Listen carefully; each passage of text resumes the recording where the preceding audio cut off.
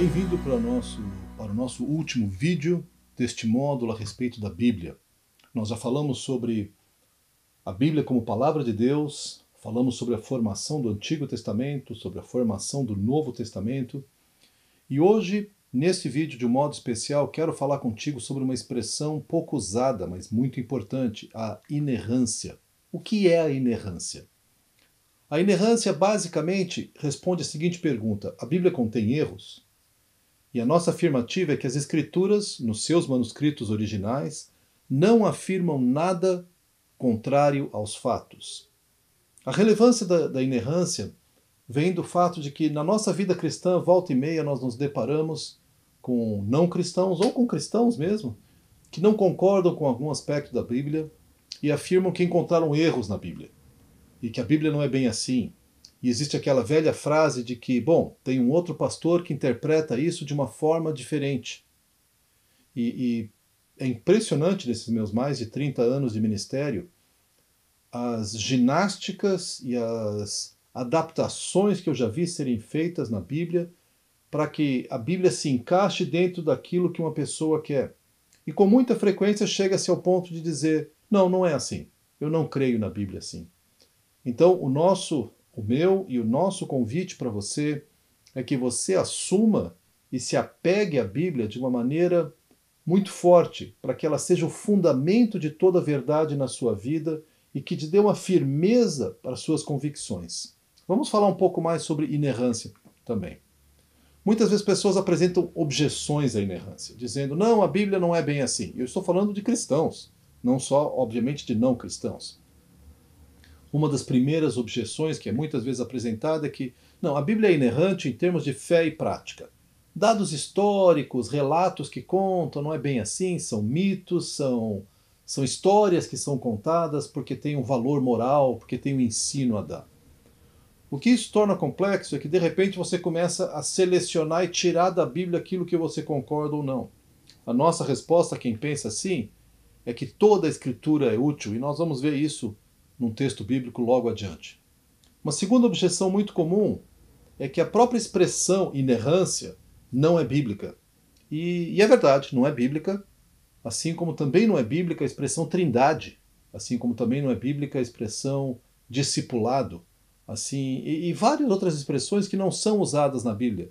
Na verdade, o fato dela não ser bíblica não significa que o conceito não seja.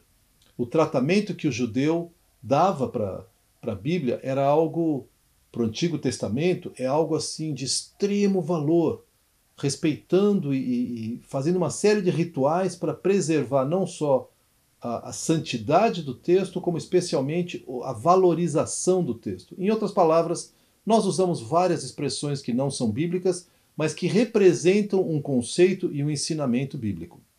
Uma outra objeção é que inerrantes são os manuscritos originais, mas nós não temos nenhum manuscrito original.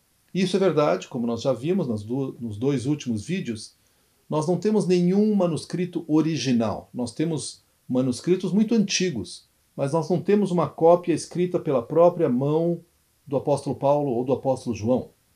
No entanto, como nós vimos também, apesar de não termos os manuscritos originais, nós temos uma grande precisão com respeito àquilo que eles representam. No total de quase 6.000 manuscritos do Novo Testamento, há pouquíssimas divergências significativas. Às vezes há uma troca de palavras, às vezes há uma formatação um pouco diferente, mas você tem uma plena confiança de que a mensagem é exatamente essa. Outra objeção levantada é que a Bíblia foi escrita numa outra cultura, por homens orientais, e que ela então não é relevante, ela tem interpretações que não se encaixam para os nossos dias. Diante disso, a única coisa que eu posso dizer é que Deus não pode mentir. É verdade que sim, a Bíblia foi escrita numa outra cultura e ao longo de muitos anos e por pessoas de países e culturas muito diferentes, idiomas diferentes inclusive. Mas isso não torna a Bíblia menos legítima ou menos verdadeira. Dificulta o nosso trabalho de interpretação, que é o que nós temos falado desde o começo. Mas a Bíblia continua sendo verdadeira.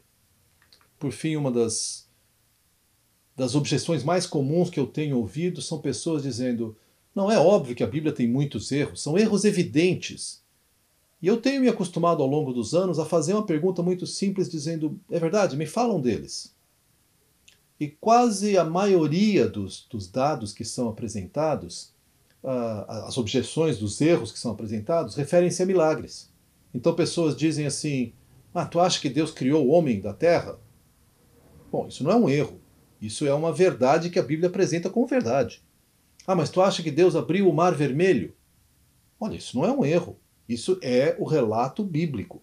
Então, diante de erros evidentes, o que a gente pode dizer é que existem alguns textos que são muito complicados de entender. Na minha experiência, com mais de 30 anos estudando a Bíblia, para cada um deles eu encontrei uma explicação bastante razoável, uma explicação plausível. Então, a minha orientação a ti, minha sugestão a ti, é que quando alguém chegar falando de erros evidentes, com muita humildade, porque nós não precisamos defender a integridade da Bíblia, Deus defende a sua palavra, pergunte a ele: é mesmo? Qual que é o erro que você conhece? Porque por várias vezes nós temos visto a ciência contradizer a Bíblia e logo depois a ciência mudar de opinião. Observações, inclusive históricas. Um dos exemplos mais comuns era sobre o povo hitita, que era considerado um erro clássico da Bíblia, até que há cerca de 50 anos atrás, numa nova escavação, abaixo de uma cidade, descobriram toda uma civilização. E ao explorar e conhecer essa civilização, os arqueólogos não cristãos definiram que essa era a civilização hitita, que a história não conhecia. Então, erros evidentes é uma objeção comum à inerrância, mas ela é uma argumentação muito fraca e, em geral, tem mais a ver com fé do que com erros verdadeiros. Eu quero passar agora a falar, conforme o Dr. Wayne Grudem nos instrui no seu livro, sobre 4 características das Escrituras que nos dão uma base com respeito a essa inerrância da palavra. As 4 características são a autoridade das Escrituras, a clareza das Escrituras, a necessidade das Escrituras e a suficiência das Escrituras. Com respeito à autoridade, a definição usada é a seguinte: todas as suas palavras são palavras de Deus, de modo que não crer em alguma palavra da Bíblia ou desobedecer a ela significa não crer em Deus ou desobedecer a Deus. Se tudo que Deus falou, ou tudo que está registrado na Bíblia são palavras de Deus, na hora que eu digo eu não concordo com a Bíblia, equivale a você dizer para Deus: eu não concordo contigo, meu Deus. E aí, obviamente, a sua fé vai ser colocada em xeque. Ou seja, eu creio em ti, Deus, mas eu não creio em tudo. E eu entendo que isso pode ser um processo de amadurecimento espiritual, mas definitivamente é no mínimo uma posição delicada e uma posição arrogante diante de Deus. Vamos olhar algumas passagens que nos ajudam a compreender essa autoridade da Bíblia. A primeira delas, na segunda carta de Paulo a Timóteo, capítulo 3, versos 16 a 17, é uma passagem clássica sobre a autoridade da Bíblia. Nós lemos assim, 2 Timóteo 3, 16 a 17. Toda a Escritura é inspirada por Deus e útil para o ensino, para a repreensão, para a correção e para a instrução na justiça, para que o homem de Deus seja apto e plenamente preparado para toda boa obra. Então repara só o que diz: toda a Escritura, não só as partes que eu gosto, não só as partes que falam sobre fé e conduta, não só o Novo Testamento ou o seu livro favorito, mas toda a Escritura é inspirada por Deus e, portanto, útil para o ensino, para a repreensão, para a correção, para a instrução, para a transformação do homem de Deus. Uma outra passagem que nos ajuda a compreender a autoridade das Escrituras é o conceito de que Deus não mente e não pode mentir. Deus não pode mentir porque ele é verdade. O que ele diz é verdade, não há mentira nenhuma nele. Tito, capítulo 1, versos 1 e 2, diz assim: Paulo, servo de Deus e apóstolo de Jesus Cristo, para levar os eleitos de Deus à fé e ao conhecimento da verdade, que conduz à piedade, fé e conhecimento que se fundamentam na esperança da vida eterna, a qual o Deus que não mente prometeu antes dos tempos eternos. Repara, a promessa da esperança da vida eterna vem daquele Deus que não mente. E como eu já disse, não pode mentir, porque ele é a própria verdade. Segunda característica das Escrituras que nós podemos confiar é a clareza delas. Podemos definir assim: apesar de algumas partes complexas, a Bíblia foi escrita de tal forma que seus ensinos são inteligíveis para todos os que lerem buscando o auxílio de Deus e dispostos a acatar suas orientações. O sentido disso é que a Bíblia não é um livro impossível de se entender. Você não precisa de anos de estudo de seminário, conhecer as línguas originais, conhecer a teologia para compreender a Bíblia.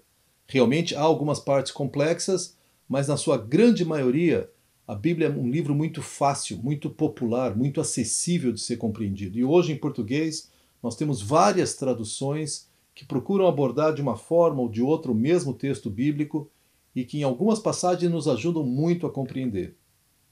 As partes complexas são aquelas que nós já lemos em 2 Pedro 3, versos 15 a 16. Vamos ler de novo. 2 Pedro 3, 15 a 16. Tenham em mente que a paciência do nosso Senhor significa salvação, como também o nosso amado irmão Paulo lhes escreveu, com a sabedoria que Deus lhe deu. Ele escreve da mesma forma em todas as suas cartas, falando nelas destes assuntos. Suas cartas contêm algumas coisas difíceis de entender, as quais os ignorantes e instáveis torcem, como também o fazem com as demais escrituras para a própria destruição deles. Repara que Pedro diz que várias coisas nas cartas de Paulo são difíceis de entender. No entanto, aqueles que distorcem essas coisas são os ignorantes e os instáveis. E por ignorantes ele não significa pessoas com uma pequena capacidade mental, mas ele quer dizer pessoas que ignoram a Deus. São pessoas que, na sua arrogância, não aceitam a Deus. Essas pessoas realmente não conseguem compreender muitos dos ensinamentos da Bíblia. E a razão disso é justamente esse discernimento espiritual. 1 Coríntios, capítulo 2, verso 14, nos ajuda a compreender. Quem não tem o Espírito não aceita as coisas que vêm do Espírito de Deus, pois lhes são loucura, e não é capaz de entendê-las porque elas são discernidas espiritualmente. O próprio apóstolo Paulo nos diz que quando Moisés é lido, quando a lei de Moisés é lida para os judeus, eles têm como que um véu que encobre o entendimento deles. E se o Espírito Santo não remover esse véu, se a pessoa não permitir que o Espírito Santo remova esses paradigmas, essas verdades, essas crenças que eles têm, obviamente ele não vai entender a Bíblia, porque ele está resistindo à palavra de Deus, resistindo ao próprio Espírito Santo. Clareza. Clareza vem por meio do estudo da palavra, vem por meio de dois termos, um deles chamado hermenêutica, que é uma ciência que significa o estudo dos métodos de interpretação. Hermenêutica, então, é como é que eu posso interpretar um texto. Na verdade, a hermenêutica é aplicado em vários campos de estudo, o direito, a literatura e também aos termos bíblicos. Como é que eu posso compreender um texto que foi escrito há centenas de anos, numa outra cultura, num outro idioma, por pessoas com uma realidade de vida completamente diferente da nossa? Para isso, você precisa de uma série de critérios, esforços e métodos para compreender o sentido que o próprio autor quis passar. Dentro da hermenêutica, nós temos ainda, com respeito ao estudo bíblico, um outro campo de estudo, que é a exegese. Exegese é o processo de interpretar certo trecho das Escrituras usando as línguas originais, o grego e o hebraico, em alguns casos o aramaico, mas especialmente por meio de compreender esses idiomas e o significado que eles trazem, a formulação que eles fazem das frases, você chega mais ao sentido original do texto. Além de autoridade e da clareza, nós temos a necessidade da Bíblia, que a gente pode definir assim. A Bíblia é necessária para conhecer o Evangelho, para conservar a vida espiritual e para conhecer a vontade de Deus. Mas não que seja necessária para saber que Deus existe ou para conhecer seu caráter moral. O que nós queremos dizer com isso? Que, na verdade, você precisa conhecer o Evangelho e o Evangelho é revelado pela própria Bíblia. Romanos 10, 17 nos ensina. Consequentemente, a fé vem por ouvir a mensagem, e a mensagem é ouvida mediante a palavra de Cristo. Nesse sentido, a qualquer momento que você esteja compartilhando o Evangelho, o meu desafio, o meu encorajamento para você é que você use termos bíblicos, que você use a passagem bíblica. Não termos complexos para confundir, mas a fé vem pelo ouvir a palavra de Cristo. Uma outra passagem que nós temos é Mateus 4,4, que diz assim: Jesus respondeu, está escrito, não só de pão viverá o homem, mas de toda palavra que procede da boca de Deus. Ele falou isso na tentação, expulsando a Satanás. O que então nos dá a entender que realmente, para a vida espiritual, eu preciso usar a palavra de Deus, porque nem só de pão eu vou viver, mas de toda palavra que procede da boca de Deus. Por fim, nós temos o termo suficiência das Escrituras. A Bíblia contém todas as palavras que Deus quis dar ao seu povo em cada estágio da história da redenção. E hoje, contém todas as palavras que precisamos para a salvação, para a confiança e para a obediência. Vamos ver então. Deuteronômio 29:29 afirma que nós temos na Bíblia tudo o que precisamos. As coisas encobertas pertencem ao Senhor, ao nosso Deus, mas as reveladas pertencem a nós e aos nossos filhos, para sempre, para que sigamos todas as palavras desta lei. Ou seja, aquilo que Deus ocultou ou deixou encoberto não são para nós ficarmos descobrindo, mas aquelas que Ele revelou, sim, essas nós podemos conhecer. Há também uma exortação muito forte com respeito a acrescentar palavras à Bíblia. Provérbios 30, versos 5 e 6. Cada palavra de Deus é comprovadamente pura. Ele é um escudo para quem nele se refugia. Nada acrescente às palavras dele. Do contrário, ele o repreenderá e mostrará que você é mentiroso. Isso é um alerta muito grande para pregadores e para qualquer pessoa que vai ensinar a palavra. Você tem que ensinar a palavra, permitir que a palavra fale. Você não precisa acrescentar nada à palavra. Você deve explicar a palavra, você pode ilustrar a palavra, você pode procurar temas dentro da palavra, mas o cerne, o centro da pregação não deve ser nada mais além da palavra. Ou seja, não acrescente, porque Deus diz que Ele vai cobrar de quem acrescenta coisas à sua palavra. Por fim, o que não está escrito, 1 Timóteo 1, versos 6 a 7. Nós lemos assim: alguns se desviaram dessas coisas, voltando-se para discussões inúteis, querendo ser mestres da lei, quando não compreendem nem o que dizem, nem as coisas acerca das quais fazem afirmações tão categóricas.